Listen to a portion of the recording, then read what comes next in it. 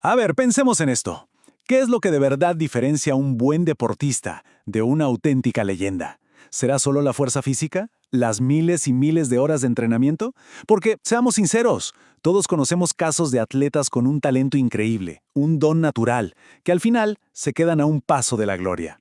Hoy vamos a meternos de lleno en ese factor X, el papel que es absolutamente decisivo de la personalidad en el mundo del deporte.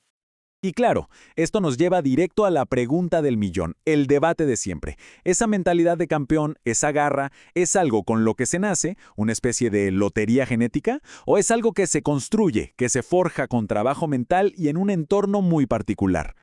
Bueno, pues la psicología deportiva tiene una respuesta bastante clara sobre esto. El mito, lo que se oye por ahí, es que los campeones nacen con una estrella, ¿no? Pero la realidad, lo que nos muestra la ciencia, es otra historia. Ojo, la personalidad sí es un punto de partida importante, pero no es una sentencia final. Son el entrenamiento, el ambiente y sobre todo la fortaleza mental los que de verdad van esculpiendo a un campeón. Perfecto. Entonces, si la idea es entender cómo se moldea un campeón, lo primero es meterse en su cabeza. Así que vamos a eso, a descifrar qué es exactamente la personalidad atlética y a desglosar esos componentes que forman la mente de un competidor. Básicamente, la personalidad es como nuestro sistema operativo interno. Es ese patrón bastante constante que define cómo pensamos, cómo sentimos y cómo actuamos. Y en el deporte, esto es crucial. Define cómo un atleta aguanta el agotamiento de un entrenamiento, cómo maneja los nervios en el último segundo de un partido y, quizá lo más importante, cómo se levanta después de una derrota muy dura. Y aquí es donde la cosa se pone más interesante. Los psicólogos deportivos no se quedan con un simple «es que es así» y ya. Han desarrollado una especie de fórmula para entender el rendimiento. Una ecuación, si se quiere, que nos ayuda a comprender por qué un atleta reacciona de cierta manera en un momento clave. Un primer enfoque, una de las ideas, sugiere que el comportamiento viene de adentro, o sea que una persona tiene ciertos rasgos y actúa de forma consistente con ellos, sin importar mucho la situación que tenga enfrente. Pero, ¿y la idea contraria? Existe el modelo situacional, que dice que el contexto lo es todo. Pensemos en esto. Un atleta que parece la calma personificada en los entrenamientos, ¿podría perder los estribos bajo la presión asfixiante de una final olímpica? Según este modelo, sí, por supuesto. El entorno tiene el poder de cambiarlo todo. Y aquí llegamos a la gran respuesta. La teoría que hoy por hoy domina la psicología del deporte es el modelo interaccionista. ¿Y esto qué significa? Pues que no es ni una cosa ni la otra por separado, sino las dos juntas. El rendimiento es una mezcla dinámica. Es la interacción, a veces explosiva, entre quién es el atleta y la situación específica a la que se enfrenta. Por ejemplo, un competidor nato quizás necesita justo la presión de un rival increíble para sacar a relucir su verdadero potencial. Ok, ya está bien de teoría. Vámonos a la cancha, a lo práctico. ¿Cómo se ve todo esto en el mundo real? Vamos a ver cómo estos rasgos de personalidad se convierten en jugadas, en victorias y también en derrotas. Lo que vemos aquí es el famoso modelo de los 5 grandes, que es un pilar en psicología. Fíjense qué directa es la conexión.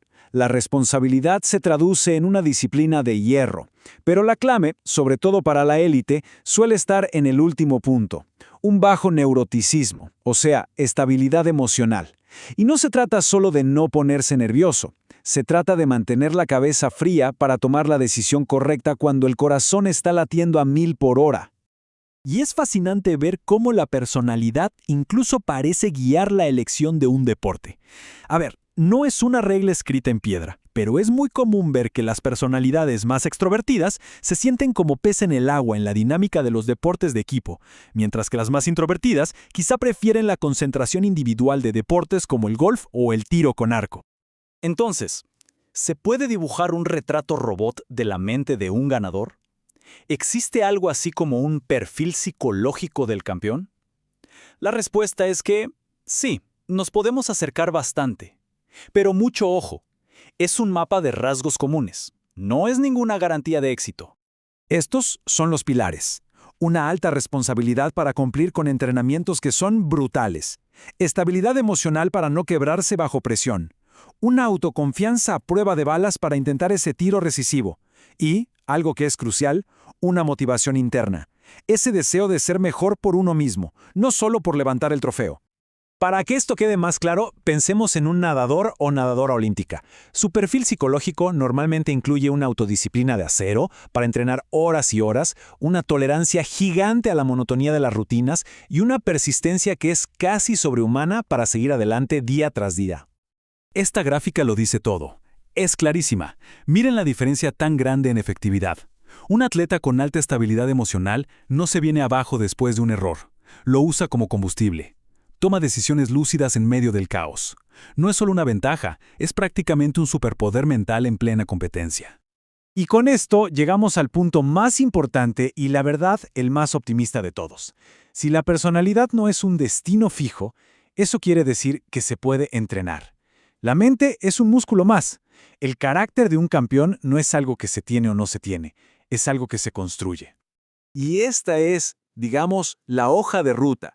Tanto los entrenadores como los propios atletas pueden trabajar activamente en esto. Se trata de ir construyendo confianza paso a paso, de enseñar a levantarse más fuerte después de cada caída, de ser un ejemplo de calma y de asumir la responsabilidad total del propio crecimiento. En resumen, si nos tenemos que quedar con una idea central, que sea esta. La personalidad es solo el punto de partida, no define el destino. El camino hacia la cima se construye con entrenamiento, con un entorno que exija lo mejor y con un trabajo mental incansable. Al final, la pregunta no es ¿nació con el don?, sino más bien ¿está dispuesto a construirlo?